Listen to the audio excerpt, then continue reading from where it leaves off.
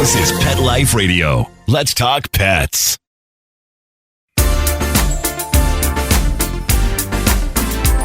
Rappaport to the rescue with award-winning animal advocate, best-selling author, journalist, and pet products creator, Jill Rappaport. Hi, welcome to Rappaport to the Rescue. I'm Jill Rappaport. I have the most entertaining, exciting guest today. And before I tell you who that is, I just want to give you a quick update on this amazing campaign that I'm doing for my second year at Southampton Animal Shelter. I always feature the underdogs, the seniors, the pits, the special needs. I take the hardest to adopt. They're lifers, the ones that usually never get out and are left languishing all around our country. And I highlight them by doing heartfelt videos showing how wonderful these animals are. All they want is a second chance for a new life. Well, this campaign is going so great. More than half of my underdogs have been adopted and or in foster. I'm further ahead with this campaign 2 months in that I was 10 months in last year. So I'm so thrilled. Thank you so much for your support. Please go to Southampton Animal Shelter. Look at the website. You can follow me on social media. You can see the videos. I post them every 3 days. These are amazing animals, and please do your part to make a difference for them. Again, my campaign is called A Home for the Holidays and After. And please get on board to make a difference today. All right, folks, coming up, my guest today puts the F in fun and the E in exuberant. He is one of the most famous designers in the world, Isaac Mizrahi. And what hasn't Isaac done? Besides being one of America's premier and beloved designers, he's also an actor, a singer, TV presenter, and his career continues to soar with his Isaac Mizrahi brand for XL Brands. You've all seen him on QVC. He's been on Broadway. He's been a Project Runway All-Stars judge, also a hilarious judge on RuPaul's Drag Race. And returning this week, Isaac is back at the Cafe Carlyle for an exclusive winter engagement, debuting his new show called I Know Everybody. But with all of his projects and passions, it's his pooches that tug at his heartstrings the most. Isaac is such a wonderful voice for the voiceless, and thank goodness for his love and support. So when we come back, Isaac Mizrahi will be joining us. Get ready, folks, and I guarantee it will be a conversation to remember and one that you do not want to miss. You know the expression, cats have 9 lives. Well, what if you can give them one more? The Give Them 10 movement is on a mission to help give cats an extra life. How? With spay and neuter. Spaying or neutering your cat helps them live a longer, healthier life. And it helps control free-roaming cat populations too. Learn more about the benefits of spay and neuter and meet Scooter, the neutered cat, at GiveThem10.org. That's GiveThem10.org. We wear fur, and we're damn proud of it. What? And our 4 legs. And our tail. And we go to the bathroom outside. Well, we may not be too proud of that. Sniff around. Then mark your spot right here. Pet Life Radio. Let's talk pets. Let's talk pets Let's talk pets on Pet Life Radio. Pet Life Radio. PetLifeRadio.com.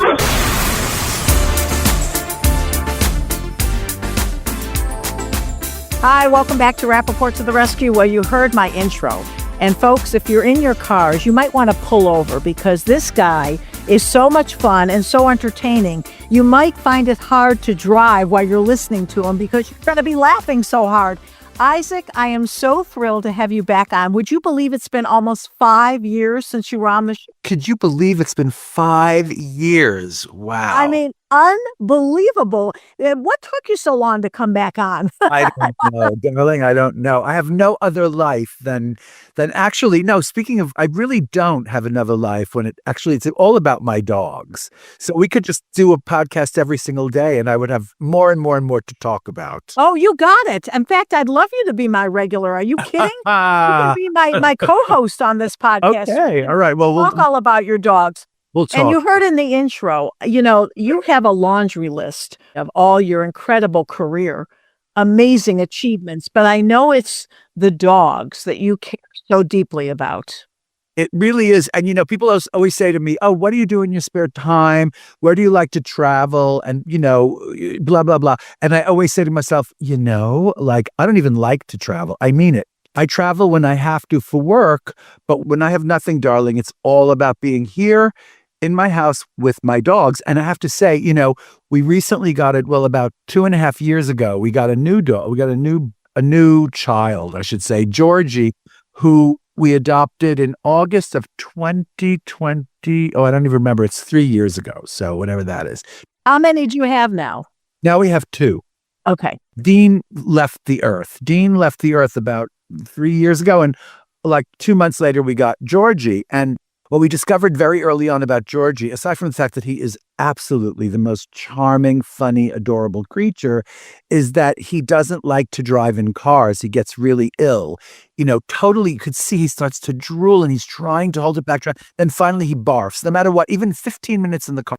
So we learned that driving him from where we rescued him mid-island to Bridgehampton. We learned that immediately about George. And we thought maybe, he was a puppy. He was 3 months old. We thought, oh, he'll grow out of it. He'll grow out of it. And he never grew out of it. Like, I don't know what to do about it. I'd like this. He just lives here.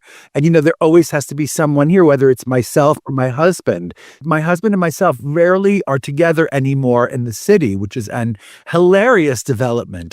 Isn't that just crazy? That is so funny. And I'm fostering a dog now who I'm, of course, going to adopt because there's no such thing as a foster that I ever give back. I'm a true foster fail, but you can hear her barking in the background. It's Winnie the Pooper, we call her. And she is so hysterical. We have all these breeds of doodles. You have the Labradoodle, the Golden Doodle. I call her, my own separate breed, a wackadoodle.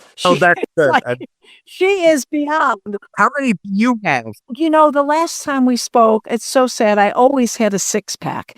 And now I've lost so many dogs since I've spoken to you. We just lost one, my Oscar Mayer, in September. I'm down to 3. And it really feels lonely. Like, what? Only 3 rescues in the house? Darling, stick around. We can totally remedy that situation. In a minute. But I want to talk about what you and your wonderful husband, Arnold. I mean, you are such great voices, as I said in the intro, for the voiceless. I know you do so much with the ASPCA. You were honored by ARF. You really are just the most wonderful ambassador for these underdogs. I have this feeling we're just average, It's because of I don't know. I think it's because of my position in the world. And I'm so happy that I can help in any way to make this cause visible, I mean, that's one reason I'm really happy to be well known in the world, But as far as I'm concerned, we're very average, except the fact, as I told you, that we will live our lives in service to these dogs. And for me, that's not I can't do enough. We're in this house. We're on about an acre, literally 1 acre. And I say to myself, is it big enough for the dogs? Like, do they have enough? Is it a little boring, the same acre? Maybe we should get a bigger place so they have more room to run around. They have more adventures, more trees to pee on. I don't know what, so it's like we actually consider things like moving in order to accommodate our dogs' boredom. It's like, oh, are the dogs really bored? Because when you take this incredible care about something, then you think, oh no, now I'm sheltering it. Now that no adventures, now they're bored. Now they don't see any other dogs. Like, oh God. This is what occupies your mind. And I know how much you love Arnold. I mean, obviously, he's been your partner for so many years and your beloved husband. But I have a feeling, Isaac, we talked about this during COVID because we were alone, but we were never alone because we had our animals. And you said they're your best soulmates, right? Are absolutely. Absolutely. And, I have to tell you this is a crazy thing. I may have mentioned this to you before on this show, but I think the reason that Arnold and I adore each other so much is because we each know that if we had to choose 2 things to leave with, if we had to evacuate, he wouldn't be one of the 2 things. It would be Georgie and Kitty. These would be the 2 people that would come with me. And I think I know that he would leave me. And honestly, I'm not kidding you. We were in this car crash once a long, long, long time ago when I first got my first rescue dog named Harry. So this would be in 2000, 25 years ago, right? And I was I was kind of pinned in the car and my hips were all shattered. I didn't know it at the time. Of course, I was just freaking out. The car was a mess. they had to trash the car. They had to cut me out with those jaws of life. And Harry was in the back seat and Arnold was fine. He like walked away and they were going to take him to the hospital to check him out, to give him some x-rays and see if he was okay. I said, you get that dog home, get the dog home, get the dog home. And of course he got the dog home. He took the dog home first, you know. And then him getting the medical treatment. Of course, by the way, they took the dog to the vet first just to have him checked out. And then they took the dog. And then they took Arnold home. And then I was in the hospital. So, I mean, it was crazy. But the minute I was in the hospital and I was having my CAT scans and my MRIs or whatever it was, and I was on the phone. And the minute he said like the dog was home, I was like, okay, that's it. I'm fine. I'm fine. You know, that's all I could think about. Now give me the painkillers. I'm fine. Now give me the painkillers. Yeah. Well, that's what I love about you. We've talked about this for years, and I've interviewed you so often over the years. It's my dream one day to work with you. We've got to do some sort of an animal show together, Isaac. Come on. Or at least a product line. Darling, pitch it. Because, you know, to me, the best thing in the world, in addition to our rescue animals, is laughter. So you are my dream man. You make me laugh and you love the rescue animals more than anything. So I adore you. Well, I adore you. Same thing. We have this mutual adoration, I must say. And your career, I look at everything you've done, and like I said, the laundry list of things. And now we all get to see you on QVC. You've been a part of Excel with this line of yours, which is so amazing. And what I am so intrigued by, because you cater to everybody. You can get a super small size, but really middle America, which isn't always extra small. And I want to get into that because that's why, and I feel like the appeal of you and your success is that you embrace all types of beautiful women, whatever size they are, you love them. And, you know, just watching these award shows now, are we going back to the super skinny look? I noticed a definite trend.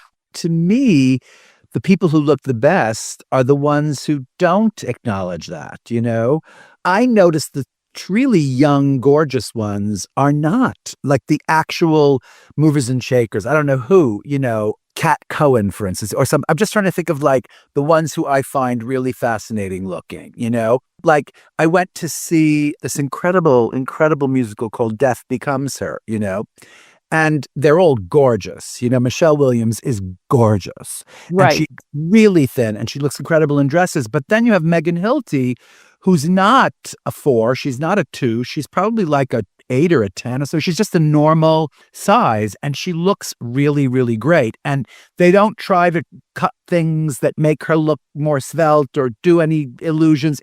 She just wears whatever clothes that she needs to wear for that role, you know, and I just found it so incredibly inspiring that, you know, that we've graduated in fashion. I think we've graduated from either showing like skinny girls or obese girls. Now I think there are some women who are actually like 12s and they look really good, you know. Is that what you try to do with your line? Because I feel like you embrace everybody. I mean, if you see my shows on QVC, we have many, many women who are not, you know, they're not at all. I don't think there's one of them who's like a 4 or a 2. They're usually, I mean, yes, here and there is an extra small, but one of my favorites, this one called Jackie, is a good, you know, she's a good 12, you know, she's a good 14, and she looks amazing in the clothes. She happens to look like Charlize Theron, so that doesn't hurt, Ooh, you know. Wow. But I have to say, you know, more and more as I go into the world and I see you know, I've been working at the Carlyle now for like almost 10 years. I know, we're talking about that, yeah. You know, I've been working on stage for a long time, and you know, I've been doing shows and people who come backstage to see me, sometimes they're wearing my clothes and I usually prefer it when they're in a bigger size. I don't know why. I relate to that. I relate to people who wear bigger sizes. That's all, you know? Yeah. And how about the fact, what I love about you, and I have to show you this because I'm taking them off my feet right now. I'm with you. I'm a flip-flop girl. I just saw you do something on Instagram. I thought, first of all, what's into me is what I like. I don't go by the trends or the styles. I still wear the skinny jeans tucked in my very cute cowboy boots. I don't like those big baggy. Oh yeah, well I do. Nothing I like better than big pants, but I don't like that for me. We're back to this idea of juxtaposing really interesting things. I mean, I'm sure you have a few pairs of high heels in your closet. I know you I do. can't walk in them anymore because I can barely see and I feel like I'm going to fall over. Let's talk about that on some other podcast. But no, but I mean, like, in your brain as like this perfect sort of, I don't know, 30 to 45-year-old person, Right. you are going to wear high-heeled shoes sometimes, and you are going to wear very skinny, tight things sometimes, and you are going to get your hair done sometimes. You are going to get your makeup done. But to do that all at once is not what it's about. This morning, I was on Instagram, and somebody posted a picture from like 1994 or 5 of Christy Turlington in this beautiful outfit of mine from the runway. It's this kind of black strapless top, and then like a midriff. Of course, I mean, I haven't even thought about my midriff since the 90s. Okay. And then she has this giant ball gown skirt that's kind of almost like a hip hugger ball gown. It's fabulous. And I was so excited because in that picture, you could see her feet, and she was wearing what I made, which were these tiny little flats that looked like sneakers. They were almost like wrestler shoes, but they had the stripes, like sneaker stripes.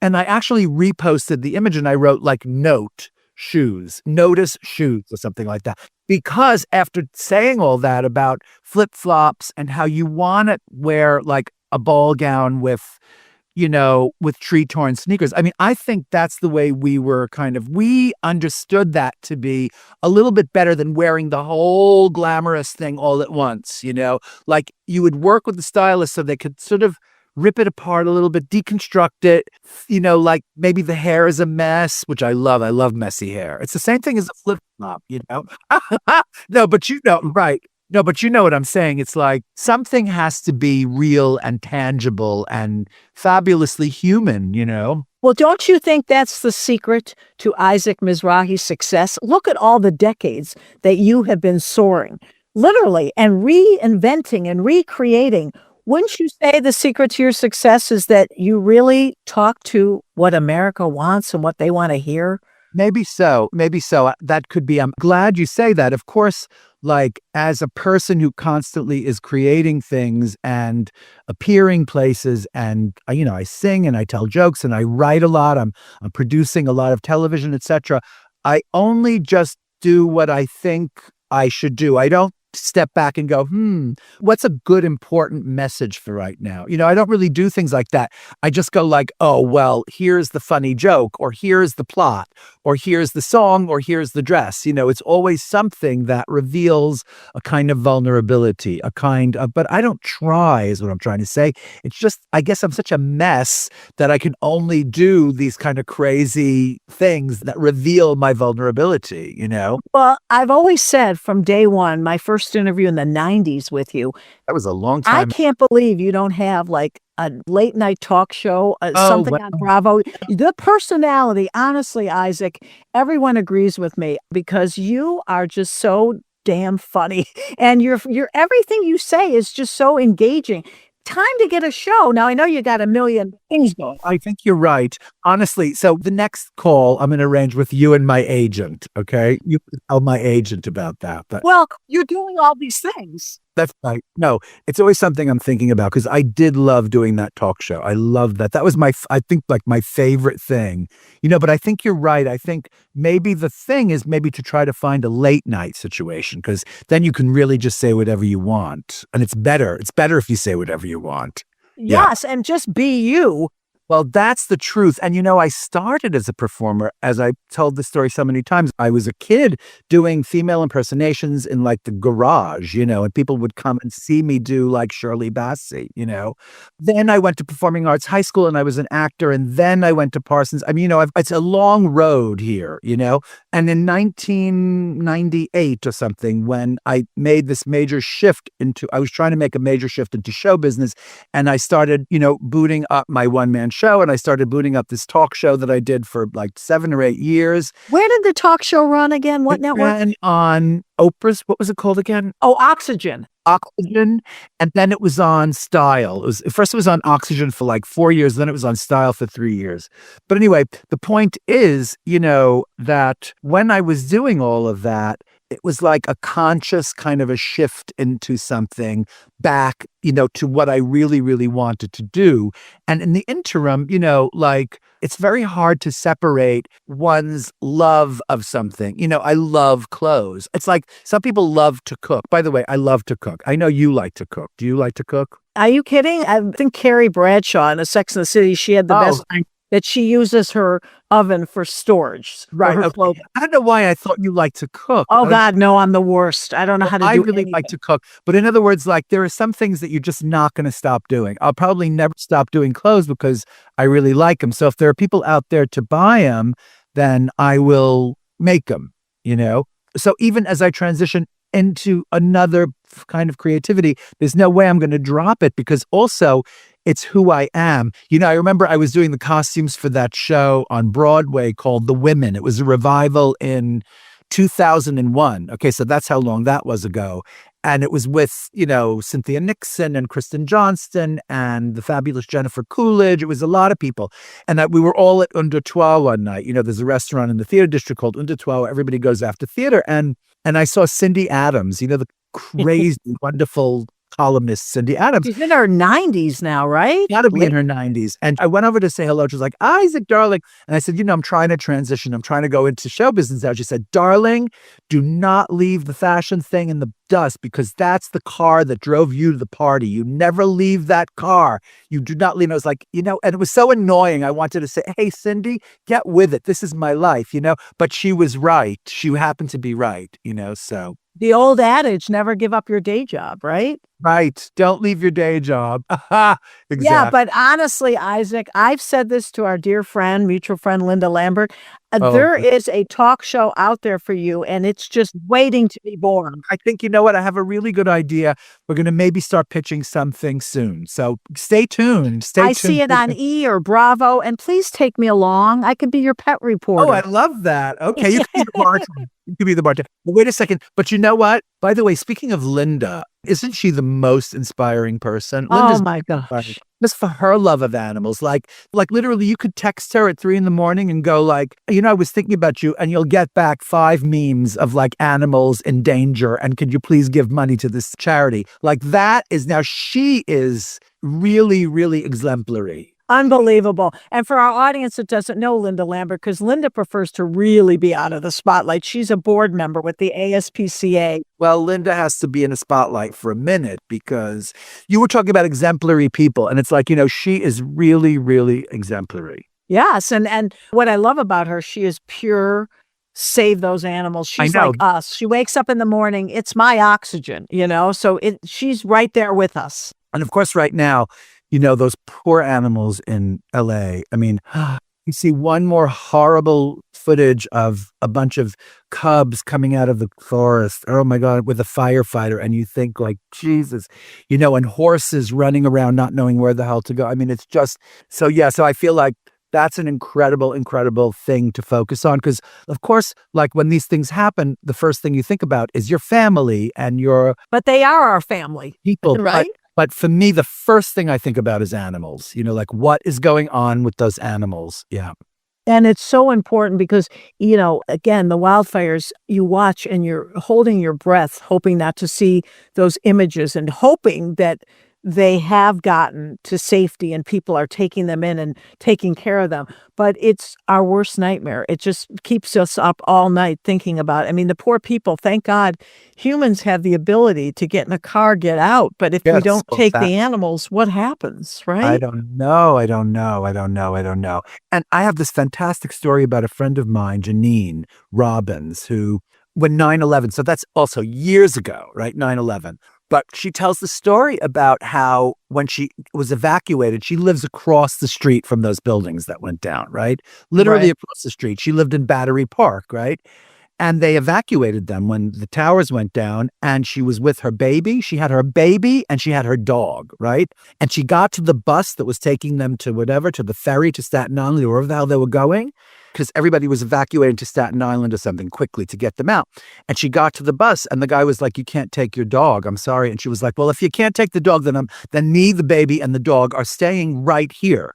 Like literally I will just stand here for the next bus. And the guy said, okay, get on. So she got her dog on. And I always thought that was the bravest, most fabulous thing. I mean, I don't know what anybody else would do, but I would do that. I would stand there and say, okay, well, I am just going to burn in the flames of 9/11 with my dog if you don't let me on this bus, you know? But thank goodness that was 9/11, so many years ago. And I think today they would never stop you from getting on the bus with your dog, right? I hope not, darling. I don't know. People, I think things have changed. I think, there was a time, and they're now trying to pass a bill that people can actually take time off from work if they've lost a pet, like mourning that pet. And that's amazing. We've come such a long way because years ago, oh, your dog passed away. You couldn't show the emotion because people wouldn't get it, even though we know, and we've always known what the pain and the loss does to us. A piece of our heart goes with every one of those animals. Yes. You know what? I got to say, because having lost 2 dogs, I lost Harry, which was the hardest thing in my life, but it was also, I can't explain this to you. Maybe you'll understand this, Jill, because it's like something that I feel maybe is out there. Like when he passed, like it was devastating because where is he? Like, where is the physical evidence of this boy, But also I felt like inspired because I thought like, he passed into a crazy realm where he's probably happier. And of course, we all watched disintegration, which is very difficult as well.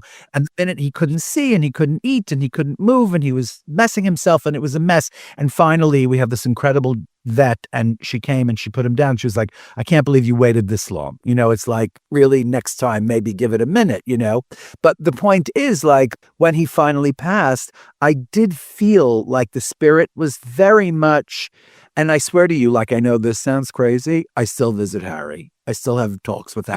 I do. I still visit with him. This is like, so this would be like, he died in 2016, I think, 2016. But I swear to you, sometimes at night or in the bathtub, weirdly in the bathtub, I go like, hey, Harry, how are you? And we have like these conversations. It's crazy, but it happens. And I feel like it's true. Maybe that's just me trying to kind of like overcompensate for the grief.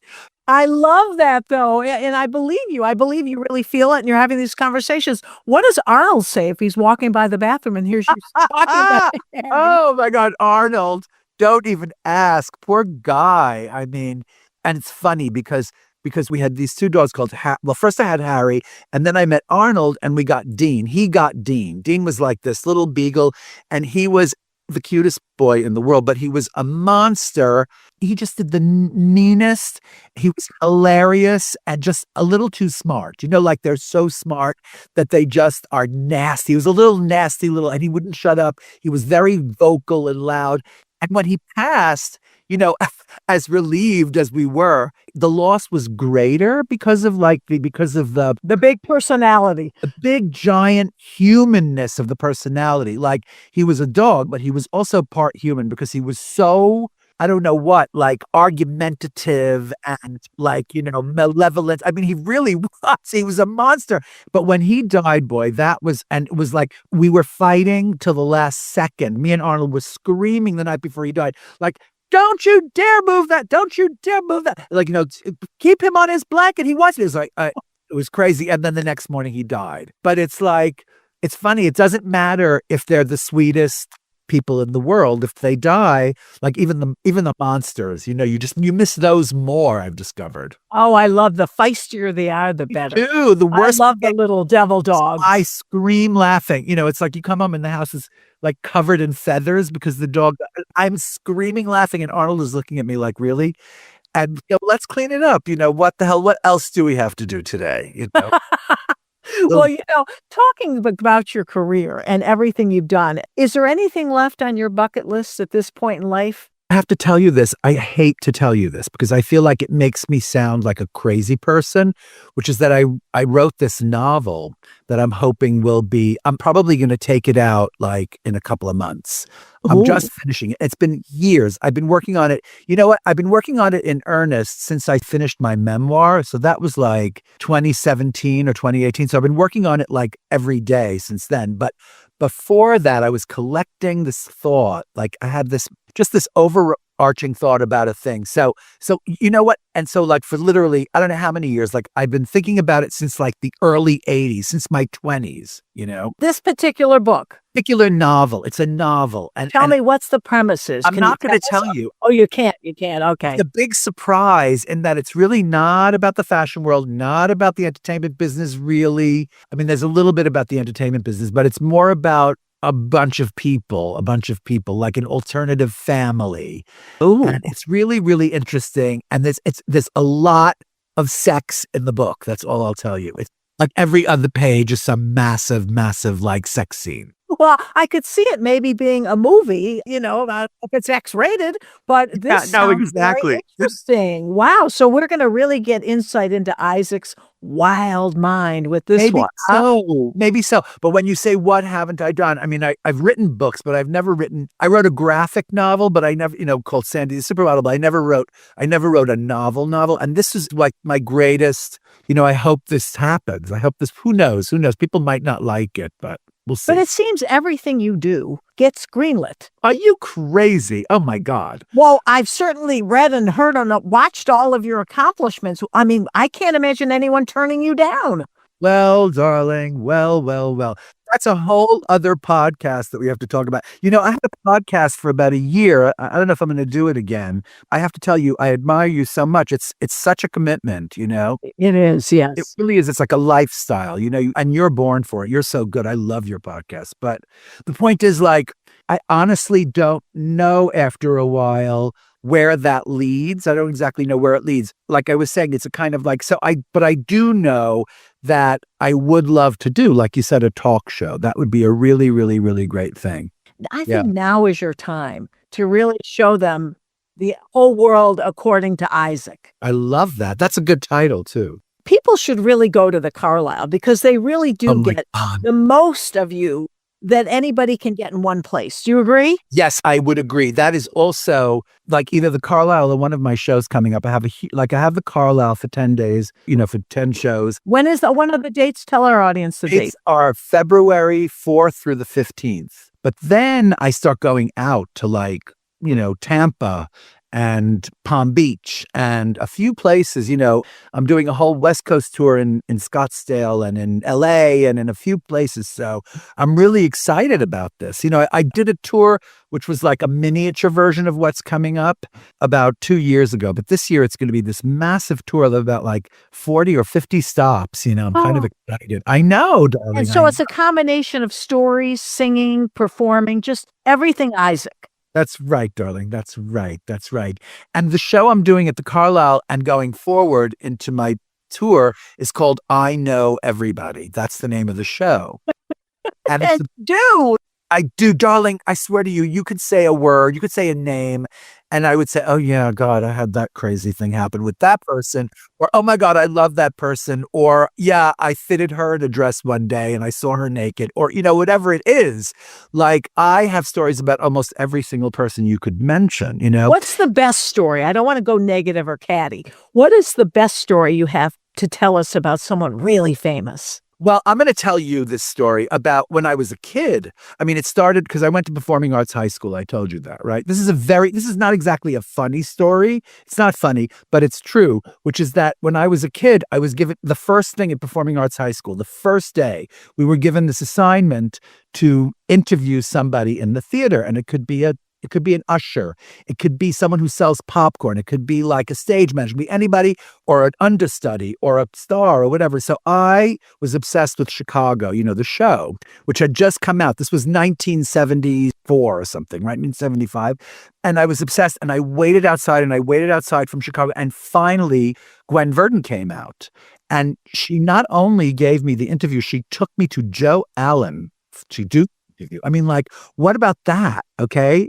I mean, that is elegant, right? And she told me all this great stuff and we sat there and it was just something beyond. I will never forget that. And then, of course, by the way, I handed in the paper. Here's the thing. I got a B. Like, I got Gwen Verdon and I got a B. Okay. Like, who got an A? I just want to know who got an A. And meanwhile, fast forward to your Broadway experience. That's right. And you actually ended up in the show. That's true, which is thrilling. I mean, talk about full circle fame and fortune. That's unbelievable. I know. And also just talk about a life. I was thinking about this the other day. Like, I was watching, of course, on a loop, The Marvelous Mrs. Maisel, because it's the best in the world. Love. And I got to this, one of the final episodes where the couple, her husband's parents, right? They decide to sell the house and move to Boca, right? Yeah. And I thought to myself, I am so never moving to Boca. Here's why.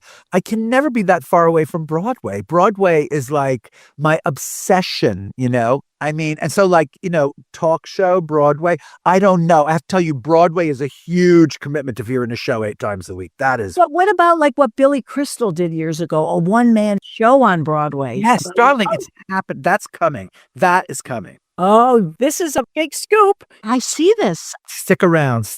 I mean it. Stick around. And what people also don't know, and maybe we want to end on this wonderful note, you're also a singer.